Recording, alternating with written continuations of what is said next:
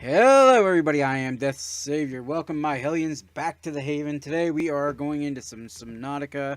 I'm not really going to be going into the game itself because I've been already playing this game for a while, so I don't feel like starting over, but I kind of want to go over my theories on the game, I guess you could say. Let me do something real quick. Creative. We're going to get away from this place. It's kind of loud around here, but I want to go into creative so that way I ain't dying and things like that.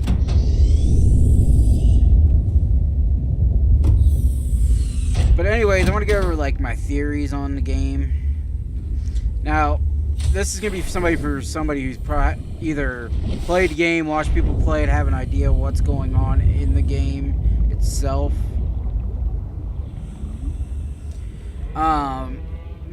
Basically, yeah, press F8 to report bugs. Okay, anyways, basically, my whole thing is this is actually best time. Okay, everybody keeps calling this the moon. I don't think that's the moon. Or if that's the moon, then what's that actually? Because that is always staying, it never moves, it's in the same location. So, I don't think that's an actual planet. I think it's shielded to make it look like a planet, but I think it's itself a base of sorts for the precursors or the last alien race, whatever you want, that was on this island or this world that was trying to destroy the Krar disease. So I feel that they know they're watching you from this. They watch this whole world from that up there. Because, I mean, it's even there in the daytime. You can still see it. Whereas that giant thing's always moving. So, if that's the moon, that's really close for a freaking moon. That would explain also the moon being that close, why the water is so high, which, in my opinion, over time, I believe the moon, something happened, it shifted the moon closer to cause the water to rise, things of that nature.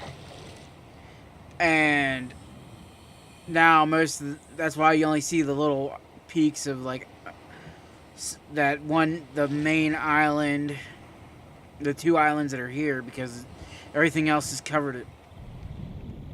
Like this, I don't think it was always covered in water. But I could be wrong. This is just my theory.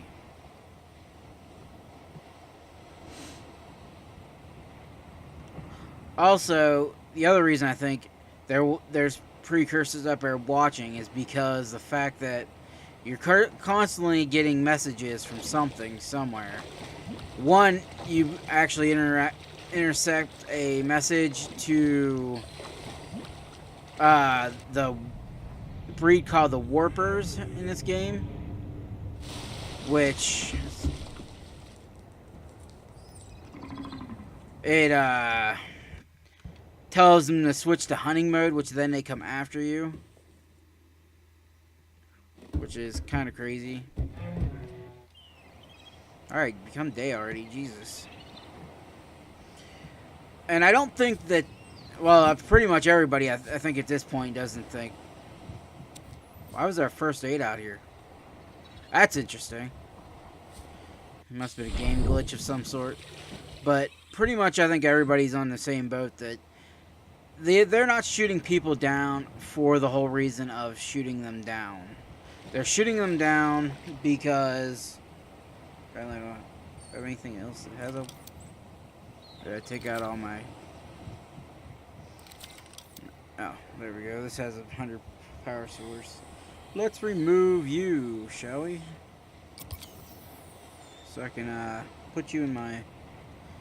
But pretty much I think everybody agrees that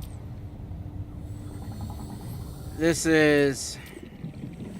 that the alien race, or the precursors, I should say, that have shot down tons of... Well, I'm guessing there's probably been more than the Aurora. They already talk about, you do find information about a ship called the Degassi that was shot down, but I'm almost guaranteeing there's been more than just them that's been shot down from this. I mean, this has probably been going on for how many years? And you're gonna try to tell me that only maybe one other human-speaking, like, species or something landed here, but there had to have been tons of more. I'm trying to find, oh, there it is. There's the island in the horizon. But they built this gun to shoot down anything that orbits into the zone that may have life forms. Like, I'm pretty sure this can detect like living beings that are on here, because of the fact that, sorry for the lag here, but because of the fact that everybody, like, it has, like, when you do this, when the sunbeam comes in, it goes into effect. Well, they didn't fix the gun apparently whenever they updated, unless that's how they want the gun to be now, not closed like it was. I mean, I liked it how it was before, but that's kind of cool. Kind of looks like a tower. But anyways, this gun here that you can see in the distance, I feel that it has the technology to detect life, because I wouldn't think it would just shoot down anything that came into orbit. Just the things that have life forms on it to stop them from getting into this world, becoming infected, and then taking it off of this earth, or what, like, I don't know, whatever this world is. I can't remember what the name of the world is, but that's why I think that they shoot down anything that comes near it to stop the infection itself. I already scanned it. Did it, like, whenever they updated, did it re-put back all of our stuff? Kind of weird, because that was already unlocked too on my game, so I'm gonna go on saying they must have. Yeah, because there's the thing.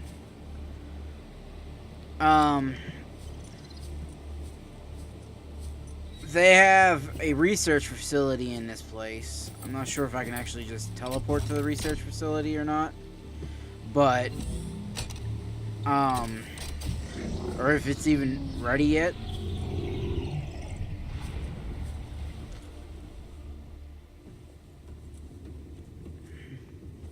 But basically, in these facilities, like this one is for the gun. It's eventually going to be a way. You're eventually going to be able to cure yourself of the CRR and get out of here. But I mean, you're going to have to eventually start doing, like, DNA testing, I would figure, on different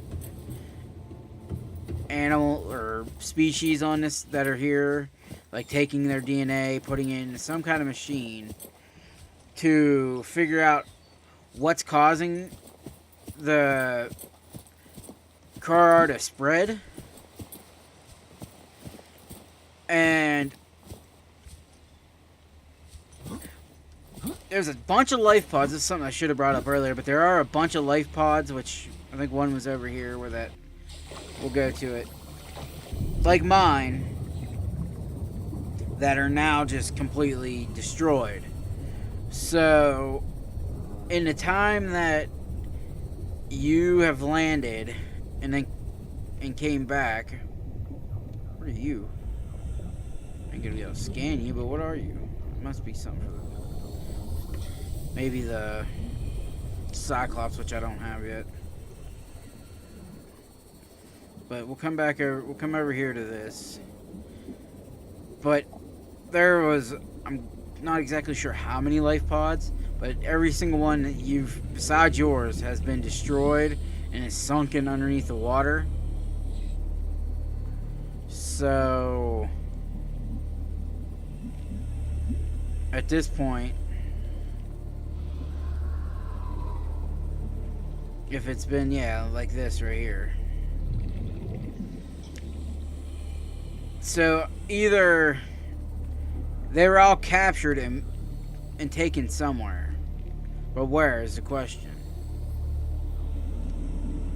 Like, if there was more people that got off, I mean, you know there is, because you get messages from the life pod saying, hey, come to this life pod, yada yada.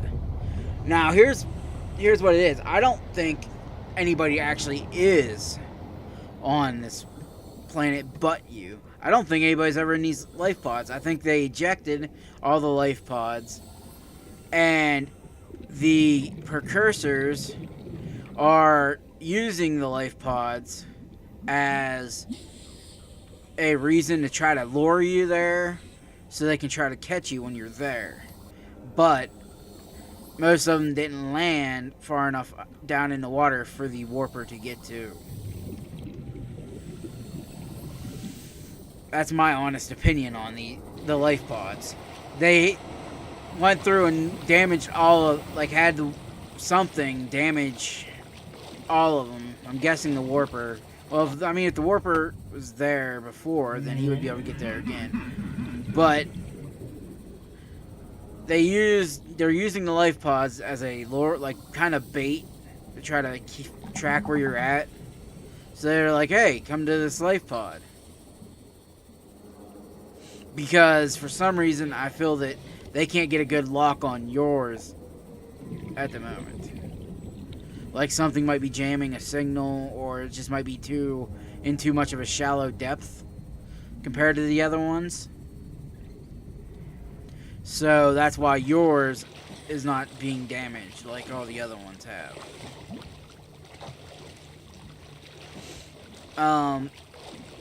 They talk about down in the lava zone, there's the thermal reactor, which is running like everything on this planet. That, I like the idea of that, how they went with that. But also at the same time, I feel that there's got to be more than just them thermal reactors going through this planet. I mean, you can see where everything's running. I don't know. I mean, I could be wrong. But with the dragon, the sea dragon down in the lava layer area, I'd figure it would have been almost impossible to get to. Which, that brings up another thing. If you swim around at night, you'll notice a lot of the species have little green dots on them, which is the Krar. Not that, but you would notice the difference. So, when you go down into the lava zone, so far from what I've seen, the dragon doesn't have the Krar on it. But they're saying there's only one species that isn't affected by it, which everybody is pretty sure that it's the Sea Emperor, or Empress, or whatever it's going to be. So, my only thoughts to this whole thing is, if that's how... God, I forgot how loud it is over here. If there's got to be something they don't know about the sea dragon itself. Like, maybe it's become it at one point was able to get it, but for some reason developed a, like, immunity to it, kinda. And now there might be more than one species that can't be, or maybe they just had maybe the one that's down there is spliced with the Emperor gene, so you don't realize, or so it's a different type, which maybe that's why it made that one's bigger than most of the other ones. I mean, I've heard different theories. That's my theory, that quite honestly, I think they were testing with the Sea Emperor gene to try and cure, and did it to that sea dragon, which caused it to take form of partial of it. Because I don't think in my opinion, the sea dragon, I don't think was originally going to be that big. But after the whole initial gene splicing, it took on the size of, it's like a bigger size, because I'm pretty sure they were supposed to be about the size of them. Maybe a little bit bigger, but not this. I mean, it's gigantic compared to that. So I'm wondering if it mutated, but didn't go fully through into the CRR. It just kind of like mutated it to be a bigger size. Or maybe it mutated a Leviathan to become the dragon. I mean, I don't. There's a lot of things that could go into it.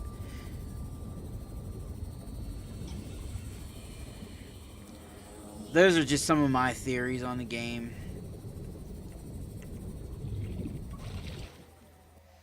I mean, everybody has theories. Nobody, I mean, until we actually know when the game's fully out, what's going to happen, you can only assume and spectate things that might be going on. I do actually want to start doing an actual series on Subnautica. If you guys would be interested in seeing that, let me know. If you'd like to be in freedom, survival, if you just like to see me go into creative and build stuff to make it, like, see what kind of bases we can make and stuff, because I mean, this has a lot of potential, and in creative I could technically make almost like a biohazard-ish kind of like base, I guess you could say. It could make it gigantic, but it wouldn't probably be feasible inside of like survival or freedom, because it probably, I mean, I'd have to have a crap ton of platforms and things like that to keep stability. But if you guys are interested in some kind of Subnautica videos that you guys would like to see, let me know down below in the comments. This has just been some of my theories from the game. This isn't, like I said, wasn't going to actually be an actual gameplay. Let me know, guys, what your theories are about this. If you guys have any idea about Subnautica or what Subnautica is about. If not, and you'd like to know more about Subnautica and it looks interesting to you, let me know. I can get some more gameplay going in. And we can start from the beginning too. We can read through the messages that we find and PDAs and stuff like that. And let you guys get a better knowledge of what Subnautica is. But I'm sure at this point it's all over the place with Subnautica. So most of you probably know what Subnautica is. But there might be some that may have never seen Subnautica before. Anyhow, thank you all for watching this video. Stay safe in the Haven. I will see you guys in the next video. Bye!